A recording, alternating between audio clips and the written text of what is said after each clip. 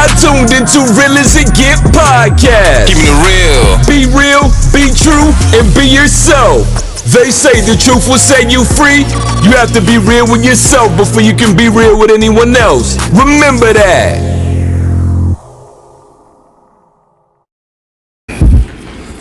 Real As It Get podcast, episode number 7. Yes, sir. Jay Neely. Man, your boy Chuck C. It's been a minute.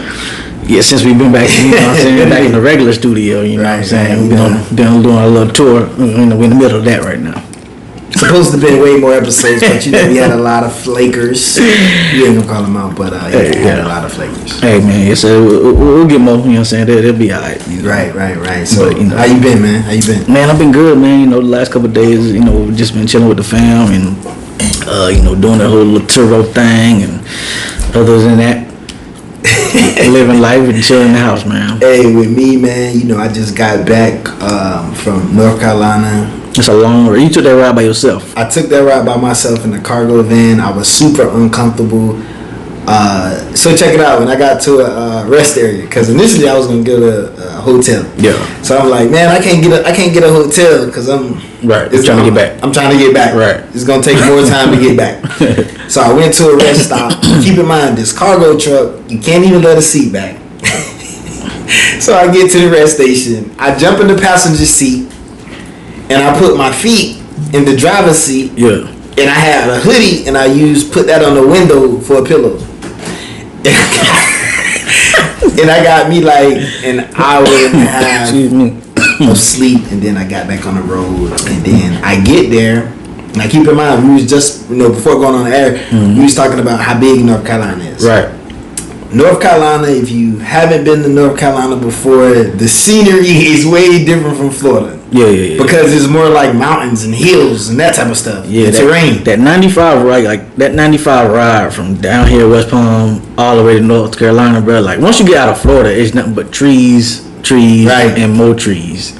Like it's like you have nothing like to keep your eyes up, you know what I'm saying, excitement. Right, and until you get the big highway in North Carolina where it really like open up, right, but you still like, yo, this does not look like Florida. Not. So I get to the storage, and I had to wait till 9:00. Dude pull up. Hell, he in there for about 30 minutes. I'm waiting. So I go in. I say, hey, I'm here to pick this up. I go there, and dude, the storage, like, you know, I'm used to a storage facility just like on a level land. Right. Dude, I go to the stores. This shit is on the hill. It's on the hill. I'm in the cargo van, so I'm like, parking brake. I gotta put the brake on. I'm gonna go on the storage, and this van gonna be all the way down. Right. So I'm literally parked like on a slope in the cargo van. Literally. So I'm like, damn. So get there, bro. They don't even have a dumpster. They don't have a dumpster. I ask the dude, I'm like, do you guys got like garbage bags, garbage cans? They only got like recycled containers. Yeah. So the cleaning fee was $100. His dumb behind forgot to accept that. Well, he forgot to get it from me beforehand. Right. So I went back there. He showed me the storage, and he was like, oh yeah, you know, I was supposed to charge you. I was like, at first, you know, the initial plan is to take everything. Like they had like a helmet rack that I wanted to get. Mm-hmm. But it was broke. I could have repaired the tire, but my cargo van stuff now. Yeah. So I get up there. They had like some old concession stuff, waters, cases of sodas. I didn't know how old they was, so you know, I was just like, I'm gonna just leave them. Yeah, you want to test it, right? I'm gonna test it. So you know, I leave all the trash in there. I left a rack that was built that would have took more time away, because now once I got there, I'm like, I get here at 9. I gotta be back on the road at 11. Right. If I get on the road at 11, I can get back home 10, 11 at night. Right. I left all of it. Hell, by the time we were going through Georgia, buddy calling me back, trying to, I guess they trying to say, hey, you know, we gonna charge you a cleaning fee. You ain't get it when I was there. Right. That's your problem. So it wasn't meant to be. It wasn't meant to be. You know, I got what I needed to get. Yeah. I got what I needed to get, and that's what it was, man. It was interesting. You know, I used that time because, you know, I just needed some time to myself. Right. So I really didn't. We all do. I really didn't push nobody like trying to go with me. Right. My people was pretty much like, "Hey, we'll go," but at the end of the day, I'm like, you know I'm going on a trip. You really want to go, you know, you make it happen. You'll make it happen. You'll hit me up. So I knocked it out. But boy, once I got to Jupiter, I was like, Lord have mercy, thank you. I'm back home. And that drive from Jupiter all the way to Boynton felt so long. Yeah, that's how really like I took like during this Christmas break, me and my wife and family, we drove to Tennessee and back. And it's like this drive. It's like once you get to Florida, like you know what I'm saying, and you're like, we should see that Florida sign in your mind, like it kind of tell you, okay, bet. But like when you really think about it, like where that welcome to Florida sign is and where you actually live, how far that thing is, and then by the time, and then we hit traffic in Ocala on the way back, so that took right because that welcome to Florida sign is like it's literally 6 hours away, I think. Like right, and then it's literally like once you like if you're coming from Georgia and you're coming to Florida. You still gotta go through Jacksonville. Yeah, you got a minute. You still gotta go through Jacksonville. And on my way there, I'm on 95. I'm in Jacksonville. First off, I hate Jacksonville Highway. I hate Jacksonville. I hate Jacksonville Highway. I get there, it's like hell. I get there, it's probably like 11, going on 12 at night. Get there. Tell me why the main road that I need to take to head towards Savannah. Getting work done.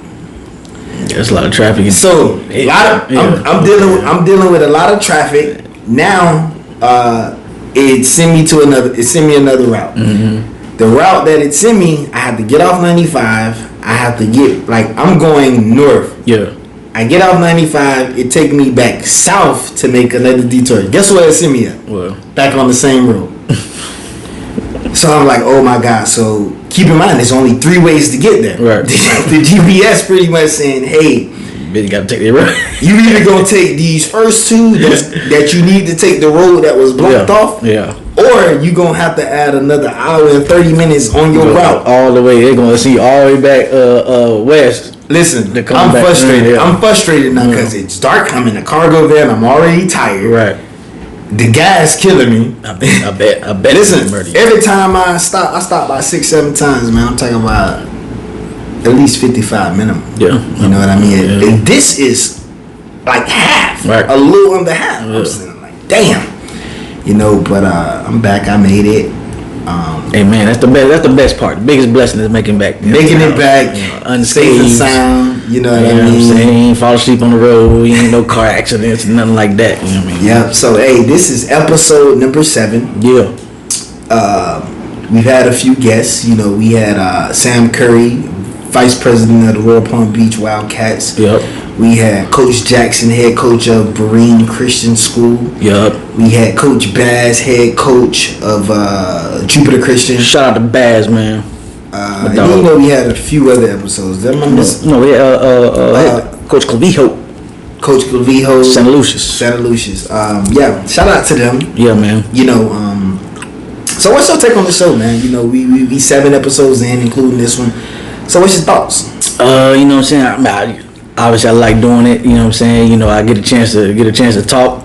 Talking is therapy. Therapy. Get a chance to talk. You know, like sometimes I would like, we should like record as soon as we walk in the door. You know what I'm saying? We really be talking like before and after the show, like a bunch of stuff. We gotta replay this stuff. We just gotta make it camera. We gotta record it for the cameras. Yeah, that'd be the funny part. Like some of the stuff we talk about on the show, like we done been talked about before we got here. After we go, you know what I'm saying? But like no, the show so far is dope, man. I just think you know what I mean? I don't know how I want to say it, you know what I mean? Well, people who we have featured on the show, you know, going into this whole thing, you know, building this entire podcast, you know, we bring people on the show so that, you know, they can help our podcast, and obviously we can give them more publicity and more platform and exposure for themselves. Correct. But, you know, people haven't really been showing love how we thought, but it's okay. Because once we finally like upload all of this content, those same people, I can guarantee you, are gonna reach back out, want to get featured on the show because we see the interest. You know what I mean? It's we get, you know, it's a lot of interest, but it's more of like a monkey see, monkey do type thing. And once again, you know, they'll be back in a few months. Yeah, and to me, my thing with getting the coaches on is like, you know, me, I you know, I love football. I just love talking football or whatever, you know, having guys on talking football, you know what I mean? And then I was thinking like, it's not a whole lot of this in Palm Beach. Correct. You know what I'm saying? Like if we did this show in Broward, we you know what I'm saying, either like, or whoever the equivalent of us doing this show in Broward, getting Broward coaches on or day coaches on, show would have been popped already because those coaches would show more love or hate either way, but they would have been more engagement into that thing. I feel like here we don't have enough engagement. I think I said this on like the first show talking about Palm Beach County in general. Like there's not a lot of unity. Like, you know what I'm saying? Like it's not everybody standoffish. Everybody doing their own thing. Like me, you doing your thing over there. Don't look. You know, it's not a lot of love when it comes to the coaching here in Palm Beach. And obviously I've been coaching I coached here 10 years. You know what I'm saying? And I could tell you, like, you know, coaches be, you know, they either hate you or they, you know, they may love you, but they love you from a distance or don't. And the love of football, I tell you, the love of football, like, all just compare it. No, the problem is comparison is thief for joy. But when you compare it to Broward, you compare it to Dade, it ain't the same. You know what I'm saying? Right. You know, people want exposure. Right. But when you create a platform that can possibly lead them to getting exposure, they don't show no love. And it's kind of like one of them things. They'll jump on the train. If we just started interviewing celebrities, right? Easy, quick. Yeah, they'll be blowing us up. Yeah, they'll be blowing us up. They'll be blowing us up. Hey, man, when can I get on the show? When can I get on the show? And it's just like, listen, all we're asking, if we bring you on the show, retweet, share, at least the smallest. You know, the same way you had an in-depth conversation with us on the show, right? Why can't you do it online? You know what I mean? So, you know, we ain't gonna go too much into it, because those individuals know who they are, but it is what it is.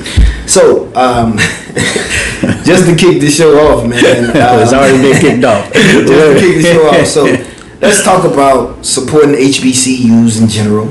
Yeah. So, you know, we chopped it up, but HBCUs, right, is one of those, is a thing like that.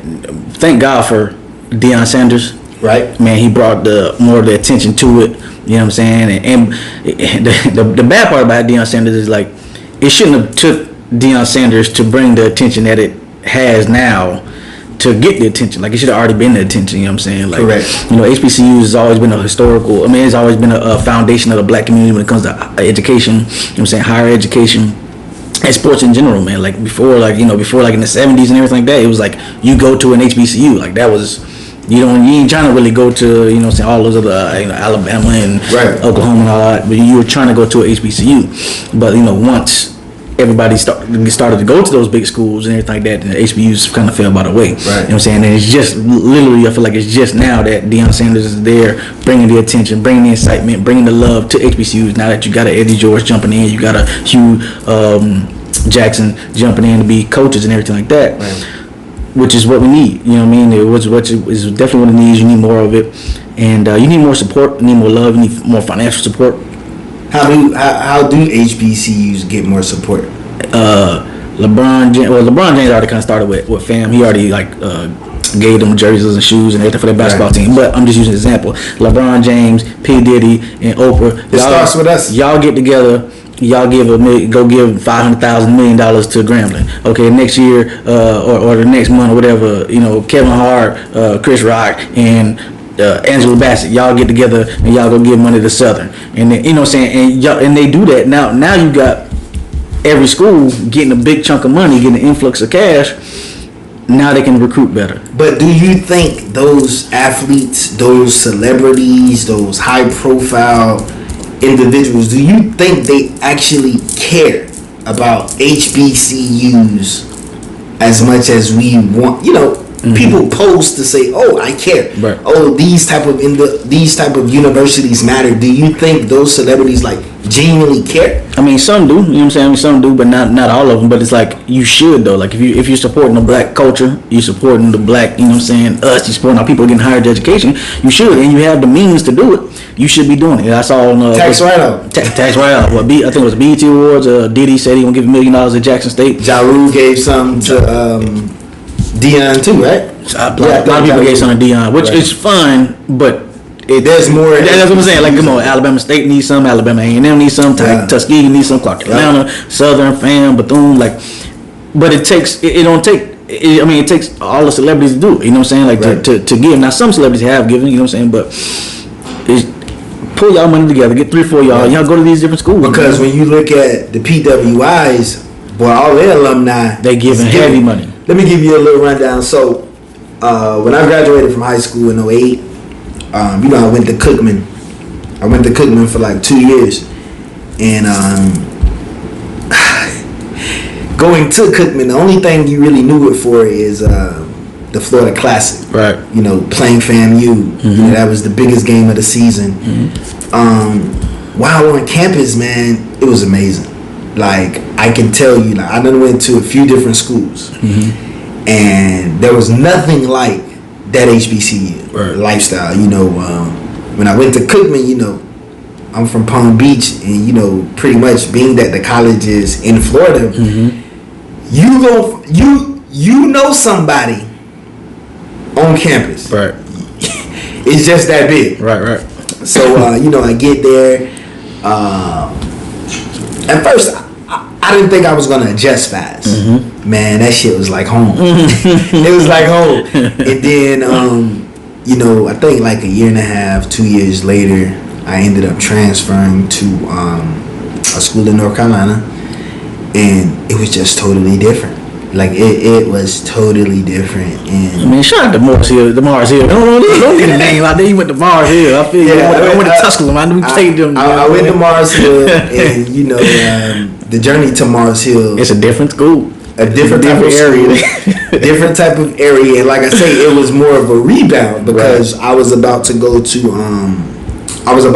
a school in Chicago. Yeah.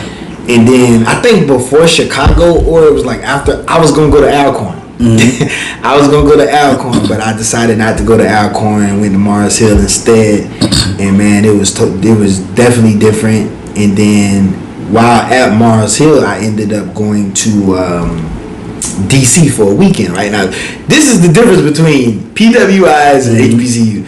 At an HBCU, or hell, even at a small school like Tusculum, right? Bro, I went in the cafeteria at the University of Maryland, and I'm sitting there like, they got McDonald's, they got Sbarro's, Chick-fil-A, Subway, and I'm like, this is what I've been missing. Yeah. Like when I was coming out, like one of my homies, he went to UCF, and my dog, he went to Iowa State, and those are big schools. Big schools. So you go to drive, when you go to drive, we did drive, but when we went to Iowa State, when I looked around Iowa State, I was like, golly, bro, this is what I'm missing. Like, but that lifestyle, you got all the glitz and glamour, but that lifestyle ain't the HBCU lifestyle. Yeah, but see, both my parents went to Bethune. Okay. And then because like coming out like I don't know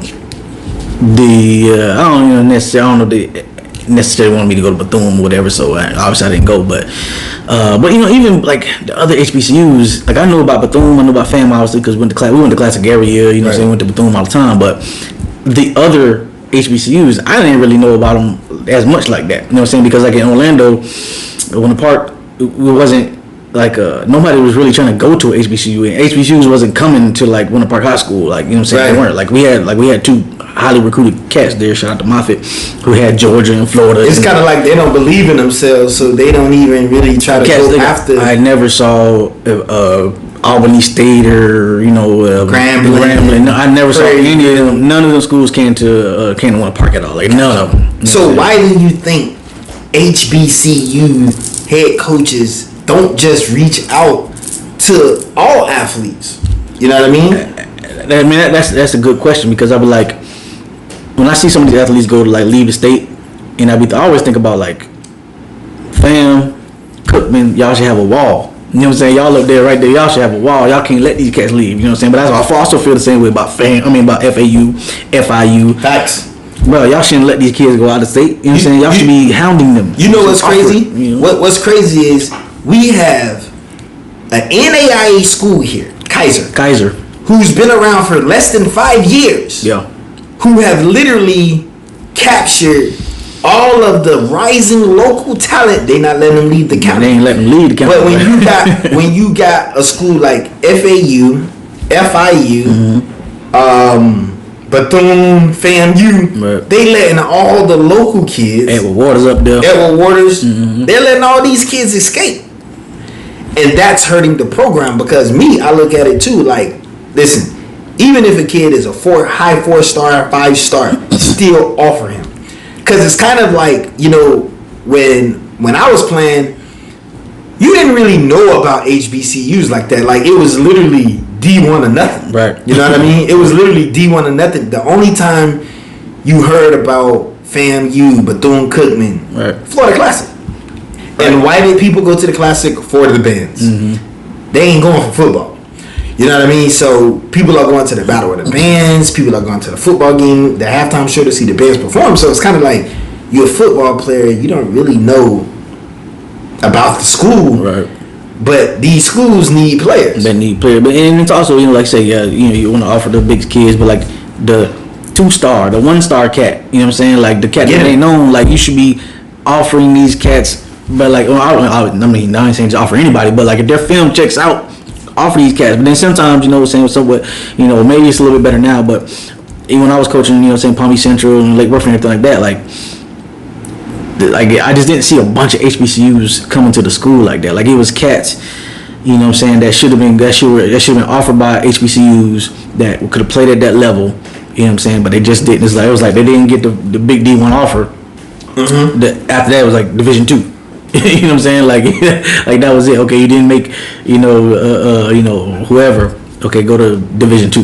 Right. You know what I'm saying? Something like that. But when they could have played at a FAM or Albany State or Virginia State or Hampton, Howard, you know what I'm saying? You name them, they could have went there. But like those schools didn't come down here and like offer like that. And and think about it. A lot of those. Just think of the athletes who didn't have the grades. Right. I can guarantee you they would have went to the HBCU. Right. Reason one, culture. Yeah. The culture. You don't have to do too much. Right. Everybody around you is going to accept you for who you are. Right. And that's one thing that I love. You know, it's just like, you know, you go to this PWI, hell, them white folks looking at you crazy around here. Literally, you know what I mean? When I'm in Mars Hill and you at a town and the population is less than 7,000. Yeah. Listen, if you're not an athlete, you white. You feel me? So now you seeing people who look just like you, bro. This normal, bro. Right. This is normal. Cats going to school, like just go to school, like just go to school. You know what I mean? You can go out of there wearing a do-rag and people ain't gonna look at you crazy. You can have the dreadlocks and people ain't gonna look at you crazy. But when you go to these PWI, I mean, now it's a little bit more acceptable. Yeah. But when you go there and you got some wicks, hell, they still gonna look at you funny like, right. Oh, I know he play football. You know what I mean? Compared to you have locals, right. Like when I was in Daytona, bro, the locals stayed damn near on campus, right? Because they blended in that well.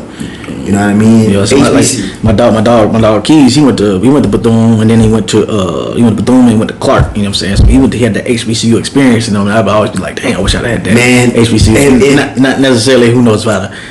Performed well at HBCU. So let me ask you this: so if you could go to an HBCU, name 3 that would be your interest, but name 1 that you would go to. Cookman.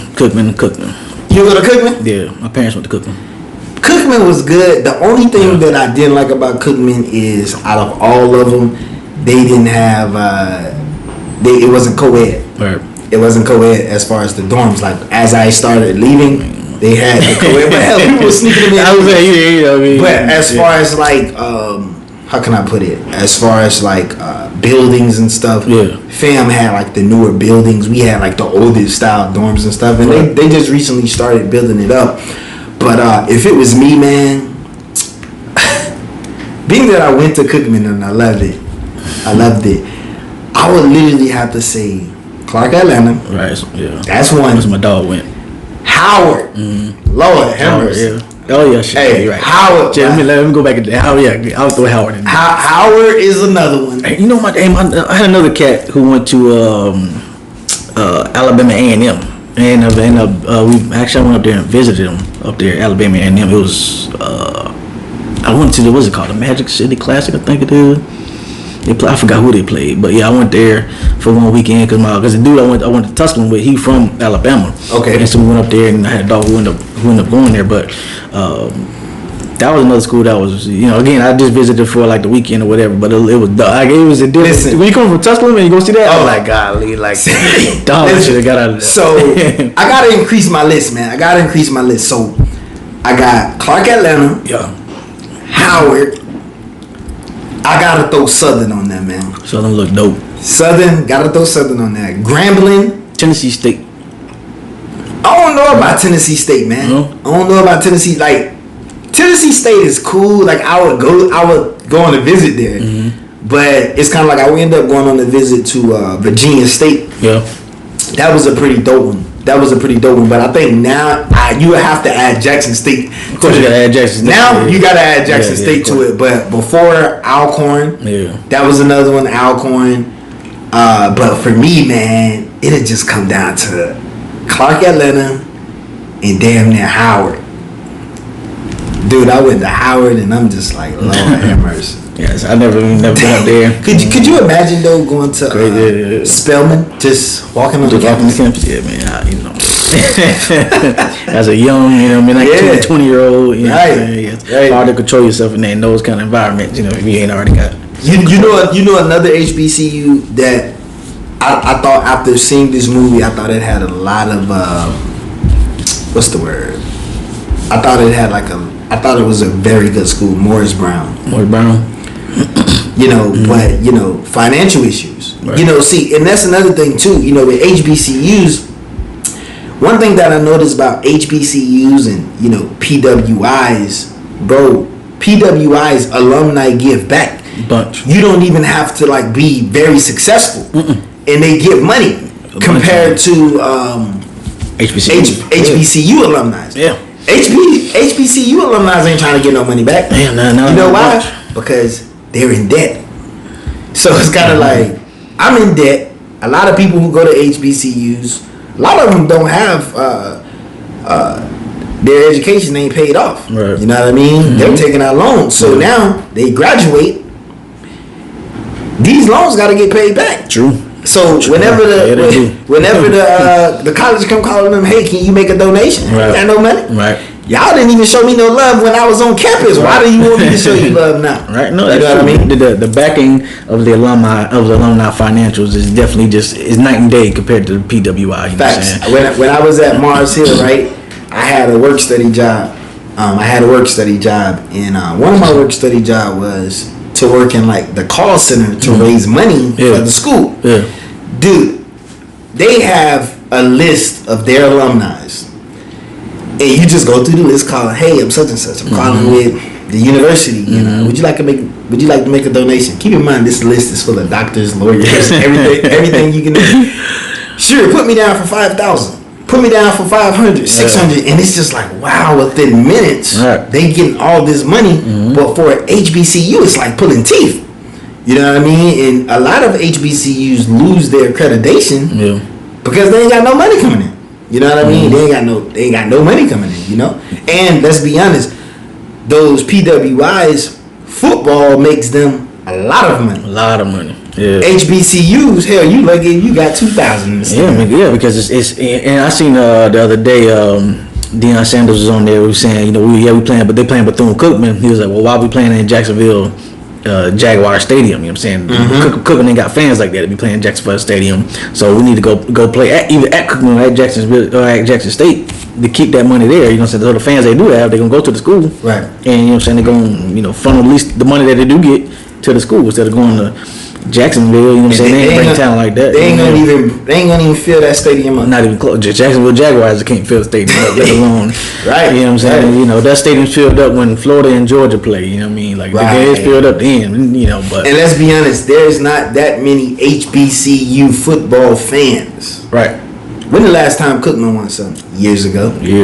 Jackson State, they're gonna put majority of those fans in the seat. And then you gotta understand, Jackson State, you got people who just love the culture of football. Yeah. They gonna want to come to the game. Yeah. You got Deion himself. He gonna bring people who just want to see Deion. Who's been a fan of Deion. Right. Then you're gonna have those athletes who play for Jackson State, who got family in Florida. Right. They gonna come to the game, bro. Even if you look at the Florida Orange Blossom, the game, where they played in Miami last year. That wasn't even packed. It was packed. It was a lot of people for an HBCU game. Right. But bro, the Hurricanes ain't even filling up Dolphin Stadium. Yeah, that ain't. Dolphins ain't filling up. They won't fill up this year though. But that's a different conversation for a different day though. You know what I'm saying? Shout out to the Dolphins. But anyway, those teams playing that. I mean, like I said, it was a big crowd for an HBCU game. That Orange Blossom Classic, good, good atmosphere and everything like that. But yeah, it's hard to pack out them kind of stadiums. You know what I'm saying? And then too, like Florida in general, when it comes to fans. Like high school football, like they ain't got no fans. You know what I'm saying? Like but the Miami Northwestern and Miami Central, Miami, they'll get fans, but then those are big crowds to us. But you go to Texas, you go to North Carolina, you go to Georgia. That's big. It's small. Those are small crowds. You know what I'm saying? Like and Miami Northwestern and Miami Central, all of those are big. They go to Trash Pound, they pack it out. Right. That's a big crowd for us down here in South Florida, but for Texas, that's small. Like, that's small. They think it's something wrong. They think it's something wrong if they had that crowd at Texas. That's like a pet rally, man. Yeah, you know what I'm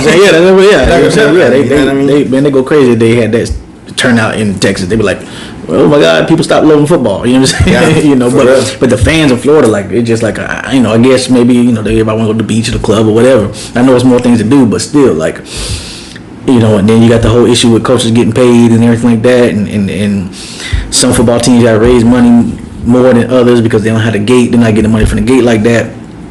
It's just different. You know what I'm saying? So it's hard to get FAMU packed out. They're getting fans, but it's still hard to get them packed out.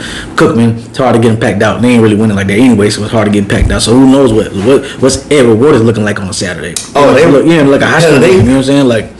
Right. Yeah, you know what I'm saying? Edward Waters, man. Nobody even really mentioned him. Nobody mentioned him like that because it's kind of like when it comes to when it comes to HBCUs, there's selected HBCUs that automatically get that spotlight. Right.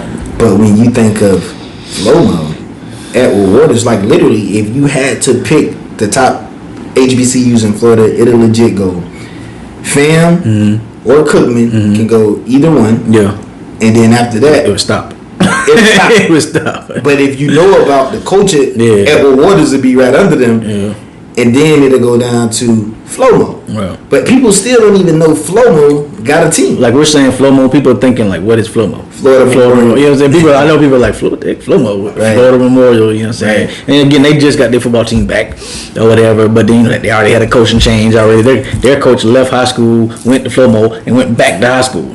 So obviously there's something wrong over there. Just 1 year. That's he went to the Ice Harris. He went to the first year and then went back already. You know what I'm saying? Yeah, they just got a new dude on Facebook. Yeah, so what they fan? I don't know, do they have a home stadium where they play games at? You know what I'm saying? Like I think Florida Memorial games looking like St. Thomas. St. Thomas games down there. They ain't got nobody in those stands like that. Right, and then too, like I say, it's hard to build, but I feel like you can build at Flomo being in you're in Dade County. You can build there, and again, I don't know all behind the scenes and everything like that, but you can build there because you got Dade County down there. You can keep those kids in Dade County, and you should be able to compete with Kaiser. You know what I'm saying? But you shouldn't. The first year they played Kaiser, they got their head bashed in. But Kaiser has built themselves up over the last few years by the time they played Flomo, and they just didn't have the players. But if you're there, you stay long enough, man, you can build there. And shout out to Social, man. Social built Kaiser up. Right. And he's doing it the right way. They finally getting stuff on campus. High school recruits coming there, transfers. Man. But I think with HBCUs, what Deion is doing is great. Amazing. I think these other coaches can do the same thing. I think one of the biggest problems with a lot of these HBCU football coaches, they don't know how to get out and get to it. Right. They're waiting for it to come to them. Right. It's not working that way. I look at it like this, man. If I am a head coach of an HBCU, I'm gonna have my coaching staff split up different parts of the world. This is my recruiting zone, like it's split up now. However, I'm saying, if you're in charge of Florida, I need you to check out every high school. I'm gonna get it in the state of Florida, right? Yeah. Now, when I go talk to these coaches, let me see what you got, coach. Let's be honest, man. Right. You may not get the 4-star, 5-star, and you shouldn't. They going to Miami. You know what I'm saying? But who else you got? Who else you got, bro? Who else you got? Yeah. They got a diamond in the rough because every school got a diamond in the rough. Now you just think, after going to like Palm Beach, we got probably like 30 some high schools, right? Something like that. Bro, you can find you 30 diamond in the roughs. Easy. Easy. Even if you don't give them scholarships. For walking on something, partial scholarship. PWO, you know what I'm give them a saying? PWO partial scholarship. And let's be honest, you can start to build. More people will be aware. Give them a presentation. Let these kids know what they're gonna get themselves into. Right. You know what I mean? But yeah, they gotta start somewhere. And look at Dion. Like Dion, you know, he puts out motivation every morning. Right. Dion, you know, he shows you behind the scenes of how they're building the program. You know, he shows you how he interact with the coaches and all of that type of stuff. But look at Eddie George. Eddie George don't do all that. Right. Nah. You know what I mean? Yeah. Get on his page. They're two different type of individuals. But Eddie George, you know, he'll post certain things. Right.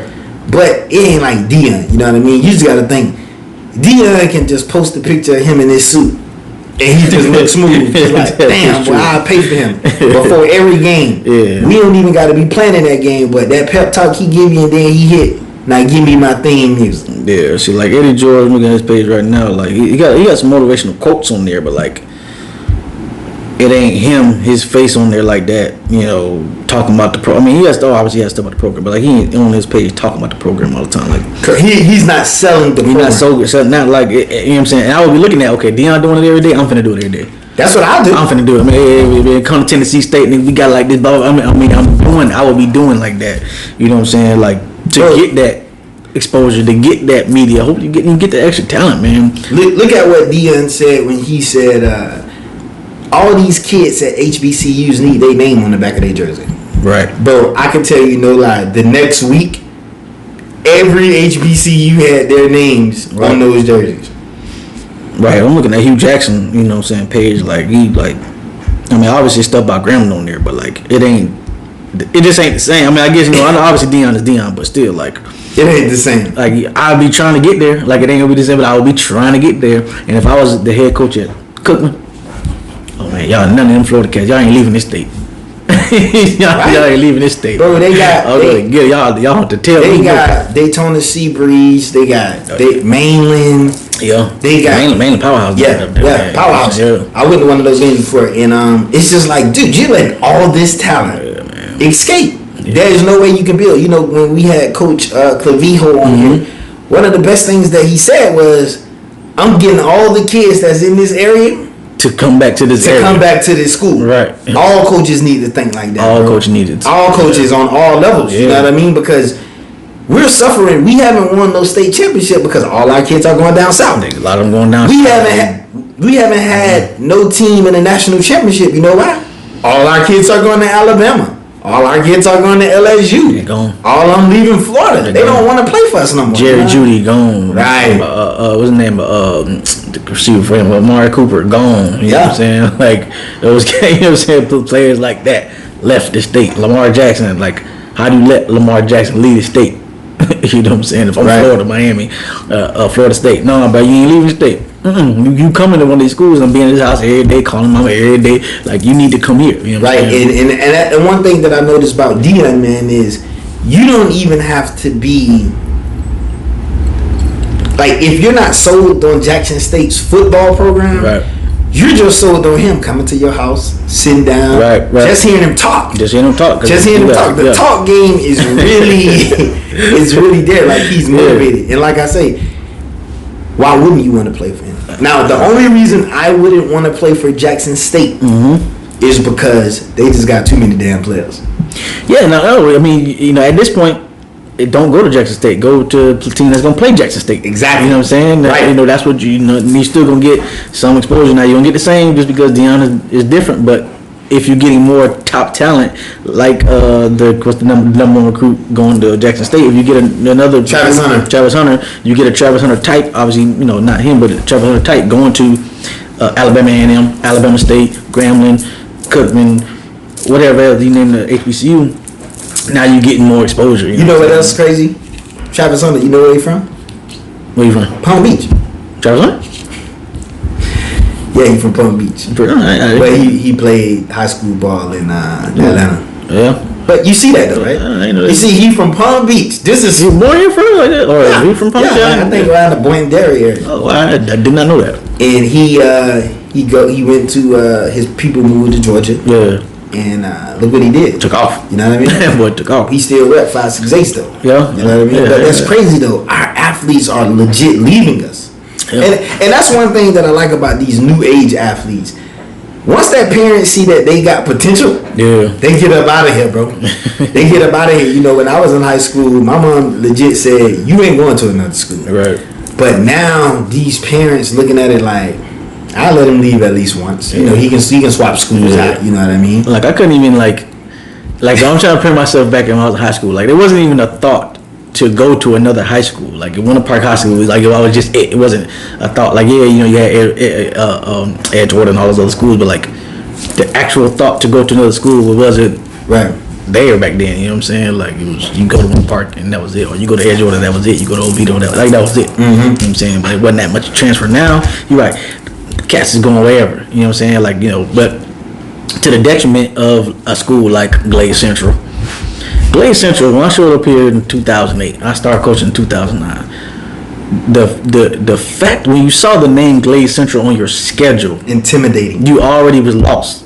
You know what I'm saying? Like It was literally like one of those college games when you had a Miami playing a FAMU. Right. Dude, we're finna get destroyed. It was like that. Like you seen the name on the schedule. You saw a Pahokee name on the schedule. Like you already knew, chalk it up as a loss. You know what I'm saying? Yeah. How close can you make it is the question. You're gonna lose, but how close can you make it? Bro, their starters was legit playing Can you 1 or 2 quarters. Yeah, but like, can you keep it? Yeah, exactly. They wasn't playing the whole game. I remember Exactly, bro. my high school played Pahokee, and this one they had Antoine Smith. Crazy. Dude, first quarter, 250 yards. Dude, he don't even need to play no more. He don't even need to play no more. Yeah, dog. I mean, I think in 2009, my first year coaching at Palm Beach Central, I think they had like Ron Quavius, whatever his last name was, but I don't know his last. I know his first name was Ron Quavius. Like the first quarter, like the boy went off for like 3 touchdowns. You know what I'm saying? Like it just like that's what it was. Like you played, you saw the name on the schedule in April, you lost in April. Bro, Saturday came here, they had 10, 12 people. I mean, it was crazy. Not the small schools. No, big schools. Big schools. Everybody Big going schools. D1. Everybody going D1. And a lot of them, some of them just didn't pan out. Right. In the next level, which is college. But that alumni database for that school is huge. It's huge, big time. You know It's what I'm huge, you know. But my point is to bring them up is to see like how far they've fallen. You know what I'm saying? Like they haven't like they don't bring the same fear and the same like Now they it's- used to. Like because a lot of people are leaving Belgrade. You know what I'm saying? They leaving Belgrade. They leaving Glade Central. They transfer. Like it was never transfer out of Glade Central At all. Never transfer out of Glade Central, bro. When you grew up, like, listen, just going to the Muck Bowl. Right. Listen, you can miss out on every Glade Central game. Yeah. Long as you make that Muck Bowl, bro, even if you wasn't playing and you was like a middle schooler or an elementary kid, bro, you just left that game with, I gotta play football. Right. I love this game. The experience, bro. It was just like true. That was the closest to Texas football. Right. That we was gonna get in Florida. Yeah. And it's just it ain't the same. It's not the same. I mean, the Muck experience is the same, but like as far as the on field talent, like it just not the exact same. It's A not the same. lot of cats are leaving, man. You know, Dude, you go to any high school around here, you see 3, 4, 5 of them Belgrade, like which the reason why the population is so small out there because they all coming over here. You know what I'm saying? You remember like Roy Dunkley? Yeah, Chris Dunkley. Yeah. Got you. Yeah. Why would he leave Pahokee to go play at Royal Palm? Go play at Royal Palm. Yeah, go play. Realistically, come on, dude. The Blue Devils, the Glade Central Raiders. Yeah. It was just something about that maroon and gold. Yeah, man. Whenever I seen maroon and gold, I thought of Glade Central. Yeah. Like, damn, boy, it means a lot to be a Raider. Mm-hmm. Like a Raider? Yeah. Come on, man. Yeah. But I used to love to go there when Deontay Thompson played for him. Yeah, man. Yeah, Travis Benjamin, dog, Kelvin Benjamin. Dude, it was just these. It was like a D1 playing against a damn JUCO. That really what it was. That's what it was. Robert Way out there, Will Likely out there, and then Jaja. In addition to getting some good football that night, you know what else you got? Oh, they gonna feed you. The food? Yeah, they gonna feed and the band. The band just top it off. Oh yeah, the band is the icing on the cake. And they fed you after the game. They beat you and they fed you. I'm talking about, bro. The band itself brought out a crowd. Yeah, band was football brought out a crowd. People watching this game from the stands. Yeah. I'm sitting there like, damn. I would love to play Glaze. You remember the song they had at the beginning of the game? Like I think it's "We Are the Raiders" or something like it was something like that. Only my bad was my message. Yeah, but something like that. Like that. Hearing the song and I'm on the other side. I'm getting hype off the song. Being on the other team, I still go to YouTube and listen to that song. Yeah, but like everything. They had their own. They had their own theme song. Come on, you know a team when they got their own theme song. They had their own theme song, bro. Like, like this the allure of Belgrade of Glade Central was different then, but as of late. But and you really when you really think about it, bro, you never heard of athletes leaving Belgrade. Yeah, they wouldn't. Because at the end of the day, it was just about competition. And one thing about that, even if it was a kid who was very good, but he wasn't a starter, they still put him in college. Bro, what the tight end? What's his name? Isn't that Cliff? He went to Miami, bro. He went to Miami as a tight end. I can't forget it. I forget his name, bro. If I get his name, I'll get it. But I want to say was it Clifford? Something Clifford, Cleveland, something, whatever it is. I can't remember his name. I'm gonna get it out of the show. Watch him. Like, oh, that's his name. But he didn't really play like that. The cat went to Miami, but the cat got a scholarship to Miami. You know what I'm saying? He was like, and they went up there ball, but yeah, no, but they had a rich history of just talent, man, over there. Clive Walford, that's the name. Yeah. God dog, Clive Walford. But he wasn't like a super huge name at Belgrade, but like he was big and fast and strong, and he played enough and went over there. Like he went to Miami. You know what I'm saying? Like, right. He played on that team with Kelvin Benjamin. Mm-hmm. That's what you knew about Kelvin Benjamin. Like it wasn't Clive Walford, but Clive Walford when it started at Miami. Got you. You know what I'm saying? Wow, that's crazy. Yeah. That's crazy. Yeah, he wasn't like the focal point.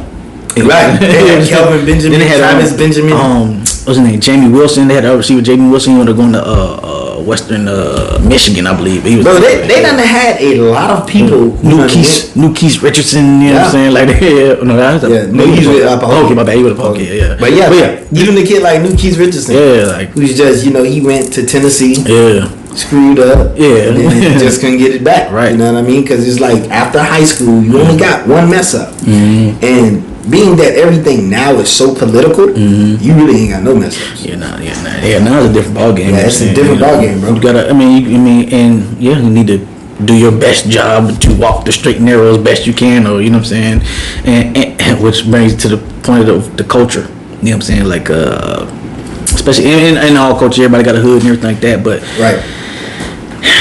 The way kids are growing up these days, and the way like they act and think. Like it's all murder, kill, pop this pill, sell this, like it's, you know what I'm saying? Like it's like nobody's like, I'm trying to say it the right way, but like everybody's a gangster.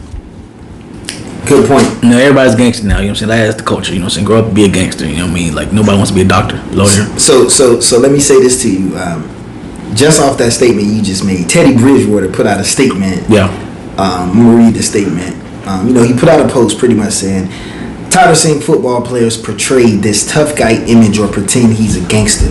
You went to school, attended those classes, and some even got their college degree. Now you might have 1.5% of professional football players that's on that, but the remaining 98.5% are only football tough.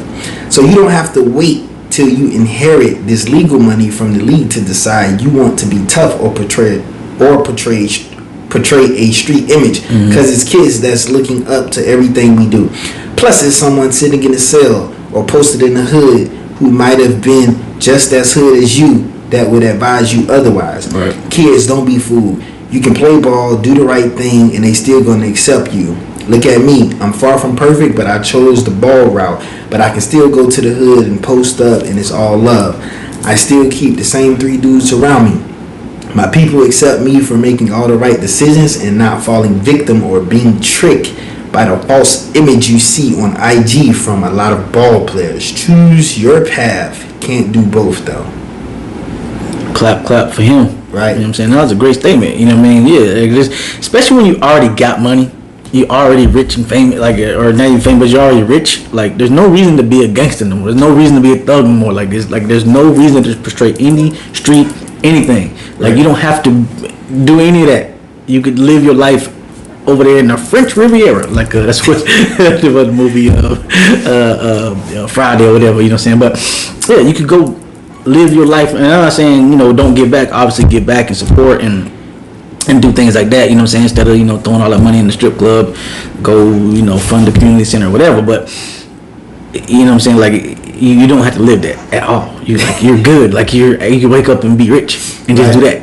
Yeah, I don't understand it, man. These guys, you overcome the odds. Right. You make it out. Mm-hmm. You get paid. Yeah. You seeing more money than you ever saw. But you still want to be gangster just because you want to have the perception to others that you just this tough guy. In reality, bro, you're not. Everybody can be beat. Everybody, bro. And you got to understand, the guy who got the money compared to a guy who ain't got no money, he ain't got nothing to lose. He ain't got nothing to lose. He got nothing to lose. He ready for whatever. He got a little more fire under him. Right. He ready for just whatever. because you got it all, and he don't. Right. He's wondering why I never got that chance. Mm-hmm. You know what I mean? Compared to the guy who just so happened to just get this chance. Yeah. Because you got to think about it. Think of for instance, like, you ever heard of a guy named Lenny Cook? Well, Lenny Cook, they say Lenny Cook was supposed to be better than LeBron James. Oh yeah. He's supposed to be better than LeBron James, but you got a LeBron James, so it's just kind of like, y'all say Lenny Cook was a monster, right? But he's not no LeBron James. Right. You know what I mean? Mm-hmm. Would LeBron James still be LeBron James if Lenny Cook was here? Yeah, he would, but yeah. Because he's talented. So now you got to think. Look, man, I look at it. I tell all these athletes, be your own person. Right. It's okay with just being you. It's okay with walking away. It's okay, bro. It's okay. You know what I mean? Okay. I gotta get paid at the end of the day, bro. I gotta get paid. It's like when you hear people talk about all the time, like the shooters and the most hardest cats, they ain't the one getting the money. You know what I'm saying? Like the leader of the crew, the man who getting all the money, he ain't out there shooting. He ain't out there robbing. He's sending somebody. He's sending y'all to go do it. He's sending somebody else to go do it. You know what I'm saying? He got his kids and his family over living in the nice house over there. Y'all out there on the street working. You know what I'm saying? They not doing that. And when you get locked up, he ain't sending you nothing. Nothing. You knew what you was getting yourself into. Exactly. You know what I'm saying? Like, it's okay to be, children of the world out there. It's okay to be a square. It is okay. It's okay to be a square. And the reason I tell kids it's okay to be a square is because once shit hit the fan, those people you was trying to entertain, right, they're not going to be worried about you. Right, at all. I was in a situation like that. I had one of my homies, he was doing like this scam stuff. Now keep in mind, I'm a good dude. I don't do that type of stuff, right? But I seen the money, right, that just the drivers was making, right? Money change. Man, listen, money change. So I seen my homeboy just driving, bro. He hit like 1,200 one night. So I'm like, boy, I gotta get on this easy money at least one time. At least one. So keep in mind, the guys who I put in my car, I didn't even know them. They was just at the location that I was at. Mm-hmm. Man, I let the guys get in my car. I don't let nobody smoke, but I let them smoke. Mm-hmm. Tell me why I'm a tense dog. I done had some alcohol. I'm driving. These guys smoking. Why my car smell like weed now? Because I got that loud in there. So I'm over there in Lake Park. You know how you see police from a distance, you like, man, I'm good. Right. But as soon as I drove by, he hit me with the lights. I'm in a car with people I don't even know. These people got drugs. They got like damn near 20 fake checks on them. Police hit them lights. And one thing is I noticed is by me not knowing these people, they didn't give a damn if I went to jail that night. Right. They didn't give a damn if I went to jail that night because they don't know me, for one. Two, when the police asking them for their name and stuff, bro, they giving them fake names. I'm sitting here like, bro, I'm finna start singing, bro. I can't go to jail. I definitely can't go to jail over something that I didn't do. Right. I'm just driving and I'm participating in this activity, but I'm just trying to make money. Yeah.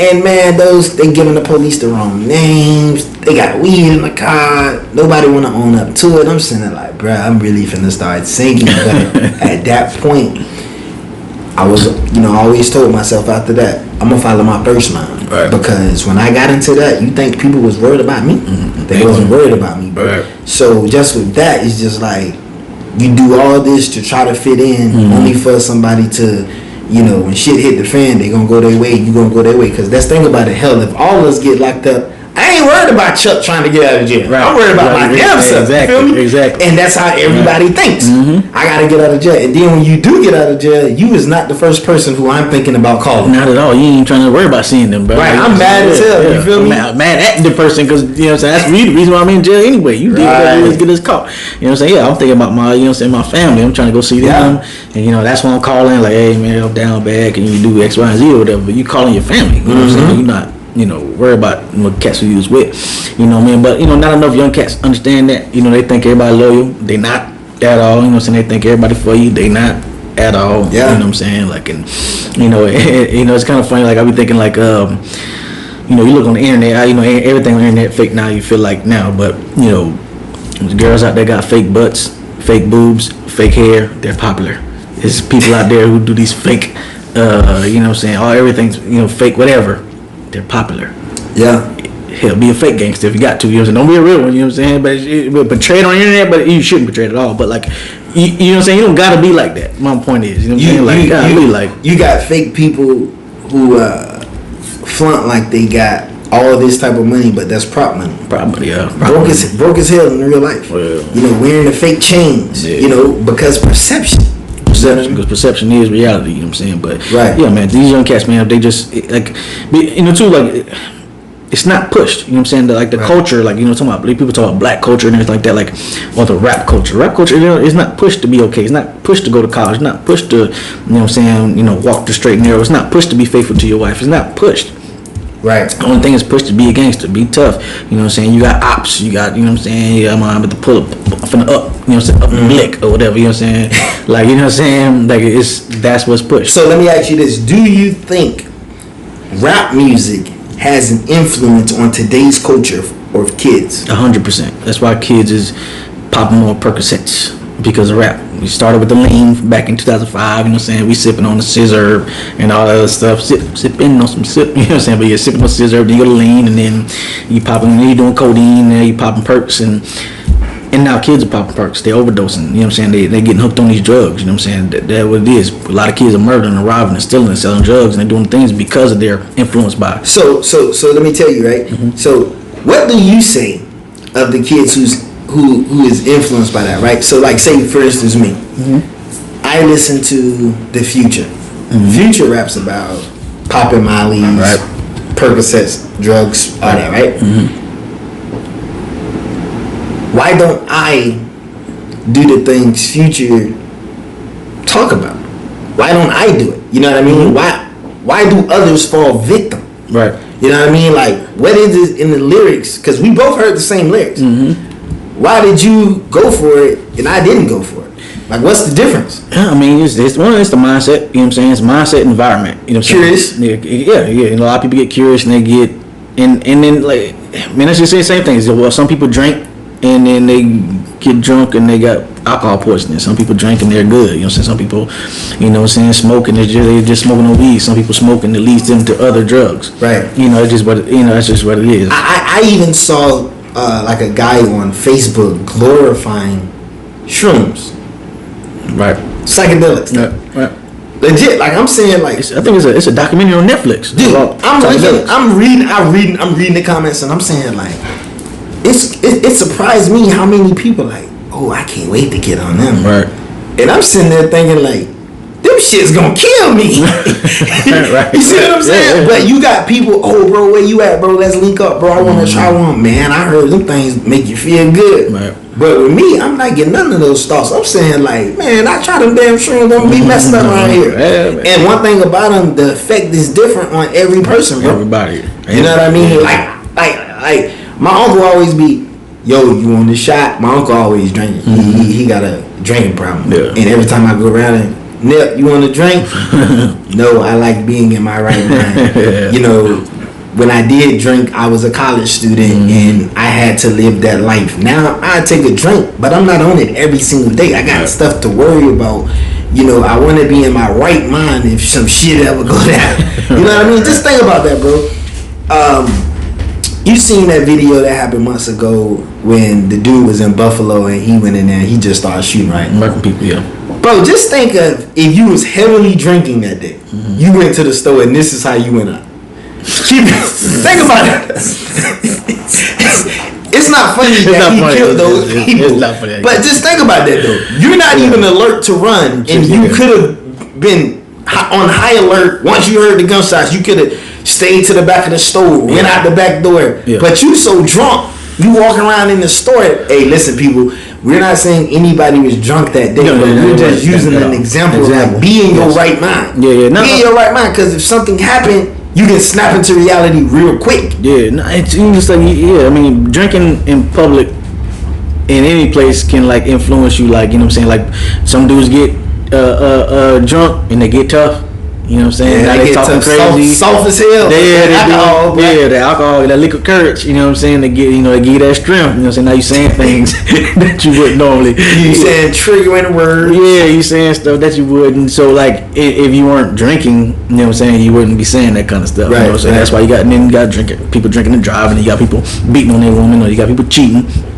Because they out there, you know, saying whatever, drunk, not in their right mind. You know what I'm saying? Now, a lot of people cheat without the alcohol too. But we're just using examples of doing things and being not your right mind. You know what I'm saying? Like, and again, you know what I'm saying? I take a little sip here, there, whatever. But like when I used to drink, you just want to get wasted. Yeah, especially college. I would take that thing to the head. But in college, we didn't have the money for like the Ciroc and all of that. We had to get the cheap stuff. Man, listen to stuff. Cheap vodka. There's a stuff called Bernie's. It was like $10 back then, but it used to be a big old bottle back then, like a big over $10. We used to have one called Mr. Boston.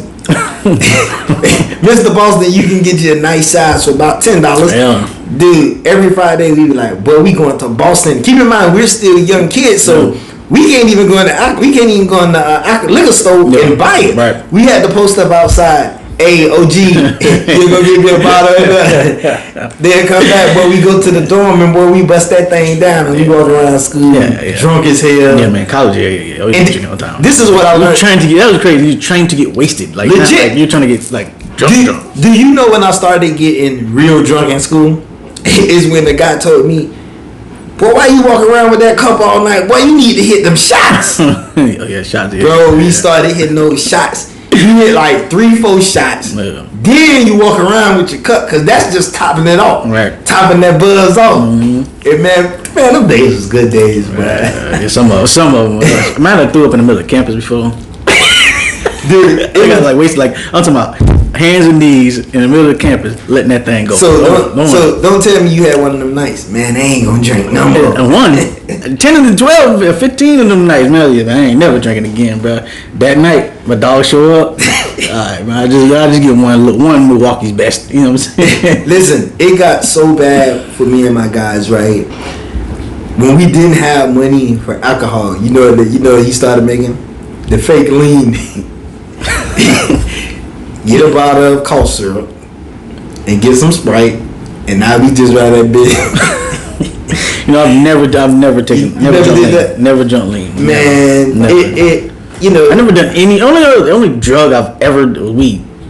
You know, the crazy thing is, I did weed, but I just wasn't a fan of it. I still don't see how people spend their money on that, bro. Yeah, I like, it's funny, like when I was probably the last time I ever smoked, I can't even tell you, bro. It's 2022. Like, I can't even tell you last time I ever smoked weed, even over 10 years ago by now. But like, it just, I don't know. When I was in college, though, I just smoked weed. You know what I'm saying? But even then, me and my dog was like, listen, because I didn't know how to roll and nothing like that. Okay. He was like, if you learn how to roll, then you addict. Like we used to always tell each other, right? Well, if you learn how to roll, you know you're addict or something like that, right? So we never learned how to roll, but everybody else was always rolling. We just go over there smoking them. I never bought weed.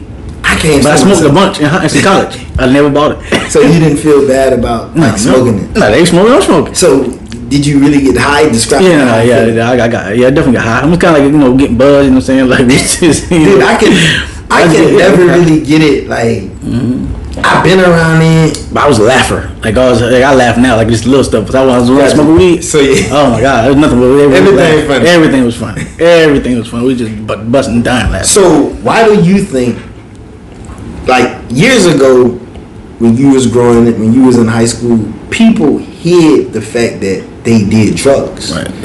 Why do you think now it's just so glorified, bro? Like, you know, obviously weed is legal in certain states. Right. But it's kind of like it was hidden. You know what I mean? Like people didn't, you know, you knew they smoked, but they wouldn't smoke in front of you. You know what I mean? Like people wouldn't smoke weed in the house like that. They'll step outside. Right. Now you got people who just wake up, wake and bake, literally. You know what I mean? Wake and bake. They got a table in the living room, ashtrays there, and they just roll up. They leaving the roach right there. Like it's just so much accepted. You know what I mean? Definitely a lot more acceptable now. You know what I'm saying? Everybody smoking weed. Right. High school kids smoking weed. Middle school kids smoking weed. Like everybody smoking weed. It's just, I mean, that's just the way the culture trying to shift it. It shifted to, you know what I'm saying, it's weed is an acceptable drug now, you know what I'm saying? And, you know, and when you compare to other drugs, you'd rather people smoke weed than pop pills and everything else, but it's just more acceptable now, you know, so everybody's like, it's okay now. If you smoke weed, you're not looking at, like, you're not looking at it as like, hey, nigga, you smoke weed? Back in the day, it was like, hey, nigga, you smoke weed? Look, you know what I'm saying? But now it's like, you smoke weed? Let me hit that. You smoking with mama. Bro, I done seen kids smoking with their people. Listen, man. The place that I frequent for income, whatever, is the parents. Man, the kids get out of the car, bro. You can smell the weed when they open the door. Yeah, you can smell the weed when they open the door. You can smell it on the kids' clothes. Heavy, like, yeah, like it just like heavy. Yeah, bro, like bad. I be like thinking like kids. Usually, like some of the kids, you feel like they be high from the contact. Yeah, for real. Yeah, like parents legit chiefing in that. Hotboxing too, windows up and everything. Hotboxing. I'm like, golly, you open the door. Golly. You know, usually when a parent smoke, it wouldn't be so heavy on the kids' clothes because, you know, they didn't smoke that heavy. Right. Now, bro, it's embedded into their clothes. Yeah. Like every shirt you pull out, it has that. It has that weed smell. It has that weed smell. You go to school, the teacher looking at you like, right. Do you smoke? Yeah. You know what I mean? You know what I'm saying? I'm telling you, can smell it on the kid, bro. Like, you smell it on the clothes, they backpack, it's to be in there. Some parents, I mean, them hot boxing it up in there, but that's the world we live in now. You know what I'm saying? Everybody smoking weed, everybody, you know, doing or taking gummies or whatever, edibles or whatever else. Parents leaving edibles. I done seen a lot of stories where parents leaving edibles around the house and kids getting to them, post a video of them, messed up. But like, I mean, today's society is like people are just taking stuff. Yeah, weed, melatonin, aspirin, ibuprofen. You know what I'm saying? Like people are just taking stuff. You know what I'm saying? For like, no reason. Yeah, like it just you. I don't know. They just take stuff. I'm not a fan of any medicine. Like I try to take nothing. I don't really take nothing. I get a headache. I just tough. Like with me, when doctors prescribe all this medicine and stuff, like I'm on it, but then I'd be like, nah. The only time I was like really took medicine is I had a wisdom tooth taken out. Got you. Oh Lord. Yeah, that. But I'll tell you, I was taking that medicine. That joint was hurting. For real. Listen, man, I had about a few years ago, before Thanksgiving. Tell me why I went to go get some did to my wisdom teeth. Dude, the worst ever. I'm sitting on that thing crying, dude. And you gotta think, the holidays, places close up. Yeah. You can't get into next week. Right. I'm sitting there, man. I'm legit on the place, like legit on the pillow, like, yo, Soft, you don't want nothing. Yeah. You don't even want to eat. But I had the one wisdom tooth taken out. I was up. I got a thing about like anesthesia, like I don't want to go under, like whatever. Like I'm one of those type of people, so I ain't go under. I was up the whole time. They numbed it, which was a pain in themselves. They took this big old needle. Oh my God! But I feel like the biggest, longest needle. They put in that. They tried to put like gel stuff to numb it, and they put the needle in there, but it didn't numb. I felt that mug the whole time. And eventually, kind of numbed up. Then they started working on it, but like the numbing started to like go down, and I could feel them working on the wisdom. You know, I hate that drill. Oh, because it's not like an easy pull. They gotta wiggle that shit out. It's different, and it's different being up while they're working on your trying to take a lot of wood too. You know, I told myself if I ever have to do that again, they're gonna have to give me that anesthesia, bro. Yeah. Like, they just got to put me out in the zone, bro. That's why I only got one of them. I didn't take the rest of them. I just got one. I was like, oh, that's it. Yeah. And I'm scared of going under. Like, you know, Any sudden, I'm scared. I'm just scared of all that stuff. I want to go. Man, when I had back surgery, I had back surgery, right? Yeah. Hey, Real As It Get podcast, episode number 7. We going totally off script. We totally off script, and we damn near hour and 10 minutes in. Oh yeah, we did. But we didn't even get to none of the other stuff. Yeah, this is a free fall. We just catching up. But we had when I had back surgery, I went in. They put me in the hospital bed and stuff. Mm-hmm. They gave me the anesthesia, dude. All I remember them saying is, "We're gonna give it to you. 3, 2, 1." Next thing you know, I'm out of that. And I woke up, and all I remember is my throat was hurting so bad. But people told me that's from the tube. The tubing. Oh yeah. But I'm sitting there like, dude, you know how you have a sore throat from a cold? Mm-hmm. That's how I woke up, and my throat was. I'm like, damn, but the anesthesia, bro, it knocked you out quick. And I'm sitting there like, bro, if you got something that can knock a person out that quick, they got some dangerous stuff in this world, bro. Yeah, that's why I never take. They got some dangerous stuff. Then, did you just see the story that came across social media? Mm-hmm. It was an anesthesiologist in like Australia or something like that. Mm-hmm. His team started looking into it because people was receiving more meds than others, and it was tough for them to wake up. This dude was putting his penis in patients' mouth while they was doing. That's not funny. It's not funny. It's not funny. Wow. Cause I'll be ready to kill somebody. Think about it. I would have to kill him. He gotta see me, bro. But while they performing the medical procedure, they have. It's like a big old thing here, but he's back here doing with the patient. Doing stuff. And he legit got his pants down. Sick! That's not funny. So, I'm laughing. How they caught him is they set up a camera. And he legit back there wiggling around in the No. Dude, you... Why? What do you get out of that? What do you get out of that? It's kind of like, how do you... I never understood why would a guy want to have sex with a with a woman who's just drunk as hell, who can't do nothing, who can't do anything. Yeah, you have sex for pleasure. Supposed to. Right. You know what I mean? So now imagine a woman you can't even pick up. Yeah, she's falling out loud, can't control it. Because I would think during sex, the more she's into it, the better it is. Yeah. The more you get excited. Right.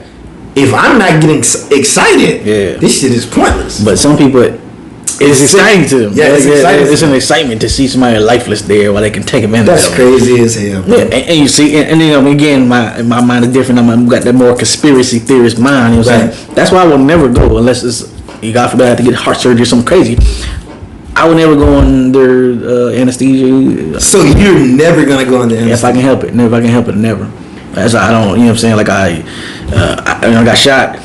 I didn't want to have surgery. You got shot? Yeah. Yeah, I got blood in me still. Yeah. That's crazy. Yeah, I got blood. Was it? It's like my hip. Was it like hip butt area? Yeah. Wrong place, wrong time? No, they was trying to shoot at us. It was back of we think it was they confused one of our friends with the kid they was fighting with in the club. Right. They had the same jersey. Well, I don't see how they could confuse them because the kid I was with, he was like 6'2", light skinned with dreads. He had on this the throwback Chargers jersey on, the LaDainian Thomas Chargers jersey on. The kid they were fighting with was my size, short hair, dark skin, with the same jersey on. Gotcha. But he was throwing up gang signs. He from Cali, throwing up gang signs, blah, blah, blah. Florida? This in Florida? No, this is in Jefferson City. No, not Jefferson. Johnson City, Tennessee. Oh, okay. I was up in school. My freshman year, matter of fact. So, what went through your mind? Well, I was in the back of the car, and the only thing I was thinking about was drive. Like, you know what I'm saying? Like, the funny part is, like, the story is, like, this is legit true. Like, no exaggeration, bro. Like, so I'm in the back of the Tahoe. My dog Fees up there, and then another cat from Daytona was up here, and then my dog Trez from South Carolina was here, my dog Jody was here, and I was in the back of the Tahoe. And so I'm in the back, and a car drives up real close, turns their brights on. So I'm looking, I'm like, golly, who the heck is that? Whatever. So they turn the lights off. and they pull back, whatever. So I'm looking like, okay. They drive up again. They oh, you know what? Before that part, we started at the club. They got into a fight, whatever. After the club, we went to Crystals. Yep. Or whatever. And so I was in the phone. I was in the back of the car still on the phone. Everybody else got out and went to Crystals. And then the cats who was fighting, they pull up, right? So my dogs come out the car. They walk in the Crystals. The other cats pull up. They go in the Crystals. They follow them in there. Then they come back out. So I'm on the phone still, but I'm looking out the window. They get on the phone and call somebody. Another car show up. And they pointing inside. Like, I guess they're saying, hey, that's them, that's them. So I get off the phone. I call my dog Fields. Hey, man, hey, y'all come back, bro. I think it's about to go down or whatever. So now, 30 minutes later, we in the car. They pull up. They pull back. They pull up again. The brights is on. And to this day, I think they threw like a water balloon or something. They threw some kind of water bottle, some kind of water to the back of the window. So if you ever notice, like, it's water on your car and there's bright lights, it's hard to see. So now I can't really, I can see, but I can't really see because the water there and the bright lights and everything like that. So then I do kind of see like a little silhouette of somebody hanging out a window or whatever. And all I hear is pow, pow, pow. It shoot up in the air.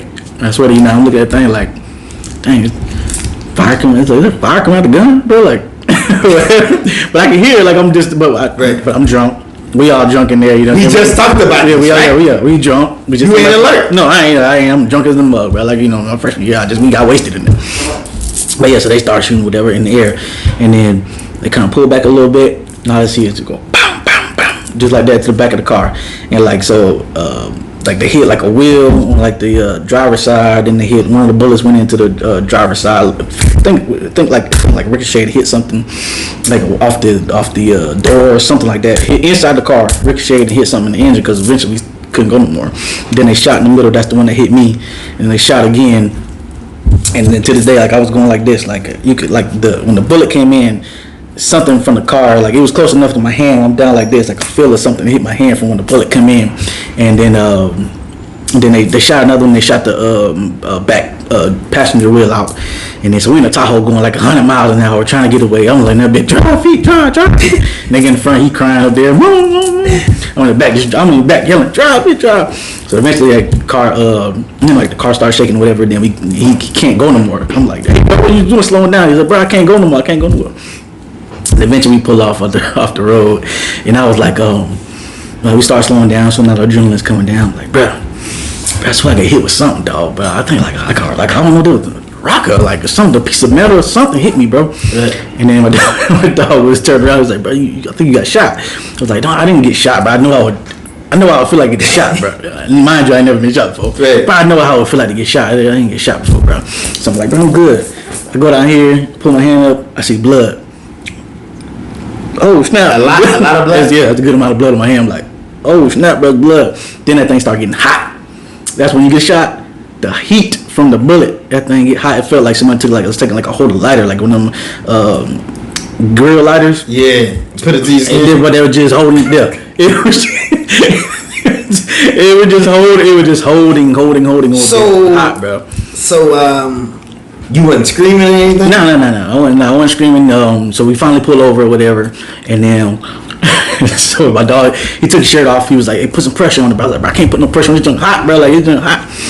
So yeah, another car pull up. So now we're in middle of nowhere in Tennessee on this whatever road going back to Greenville.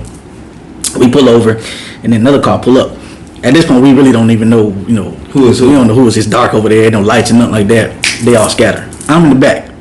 They all scatter. Leave me down. I'm like, man, I'm finna play dead. I swear to you, that's what I said. Hey, crazy thing, we just talked about this on the podcast. Yeah. Everybody is all for self now. Yeah. They leave you there. They scatter, bro. They scatter. Okay. So what happened next? So I was going outside like I'm finna play dead or whatever.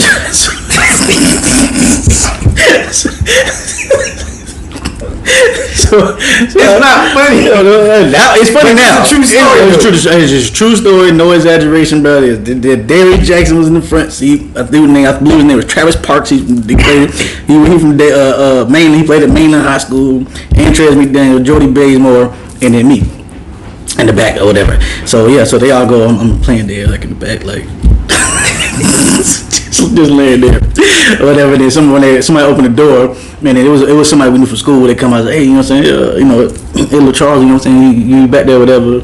And I was like, oh yeah, I'll get back there. So I climb over the seat, and then they ended up taking me to the hospital or whatever. So they took me to the hospital, and I get into the hospital, and I'm laying there. I walk in there.